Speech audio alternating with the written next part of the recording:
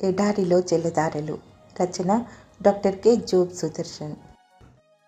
ఆ ద్రాక్షరసము ఎక్కడి నుండి విందు ప్రధానికి తెలియకపోయెను.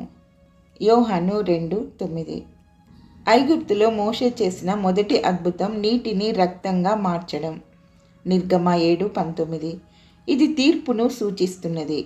నీటిని ద్రాక్షరసంగా మార్చిన మన ప్రభు చర్య కృపను సాక్షాత్కరింపచేస్తుంది. ఈ అద్భుతంలో దేవుని సేవకు సంబంధించి ఆచరణాత్మకమైన బోధ కూడా ఉన్నది. సేవకులు ప్రభువుకు లోబడి సహకరించారు గనుకనే ద్రాక్షరసం అతిథులకు అందింది. అసలు యోహాను సువార్తలోని అనేకమైన అద్భుతాలలో దేవుడు మానవుడు కలిసికట్టుగా చేసిన పరిచర్య ఉంది. 5,000 మందికి ఆహారం పెట్టడంలోనూ, పుట్టుగుడ్డువాడికి చూపునివ్వడంలోనూ, లాజరును లేపడంలోనూ మనుషులు ఉడతాభక్తిగా సాయం పట్టారు. ఈ సేవకుల విశేషం గమనించండి. ఆ రసం ఎక్కడి నుంచి వచ్చిందో వారికి మాత్రమే తెలుసు. 2వ అధ్యాయము 9వ వచనం. ఒక ప్రధాని కుమారుణ్ణి ప్రభు బాగు చేసినప్పుడు కూడా ఆ విషయం సేవకులకు మాత్రమే తెలిసింది. 4వ అధ్యాయము 46 నుండి 54 వరకు. మనం కేవలం క్రీస్తు సేవకులమే కాదు, ఆయన స్నేహితులం. ఆయన ఏం చేస్తున్నాడో ఎరిగిన వారం. 15వ అధ్యాయం 18వ వచనం.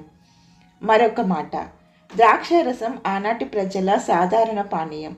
ఈనాడు ద్రాక్ష పానీయాలు పుచ్చుకోవడానికి ఆధారంగా ఆ అద్భుతాన్ని ఉపయోగించుకొని వాదించడం సరికాదు.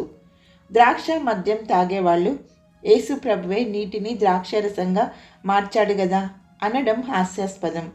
ఈనాడు అనేక మంది మత్తు పానీయాల మహమ్మారికి లోనే జీవితాలను పాడు చేసుకుంటున్నారు. ఒక కూలివాడు పెద్ద త్రాగుబోతుగా బ్రతికి మారు మనసు పొంది తాగుడు పూర్తిగా మానేశాడు. అతని స్నేహితులలో ఒకడు, నువ్వు నమ్ముకున్న యేసు నీళ్లను ద్రాక్షరసంగా మార్చాడు గదా అని అడిగాడు. అందుకతడు, అవును నిజమే. ఇప్పుడైతే ఆయన నేను ఇంతవరకు తాగుతూ వచ్చిన ద్రాక్ష మద్యాన్ని నా ఇంటిలో చక్కని ఆహారంగా, వేసుకునే మంచి బట్టలుగా, వాడుకునే మంచి వస్తువులుగా మార్చాడు. ఇప్పుడు నా పిల్లలకు చాలినంత ఆహారం, సౌకర్యాలు ఉన్నాయి అన్నాడు. యేసు ప్రభు సేవకులముగా ఆయన చేసే అద్భుతాలలో మనము ఒక చేయి వేద్దాము.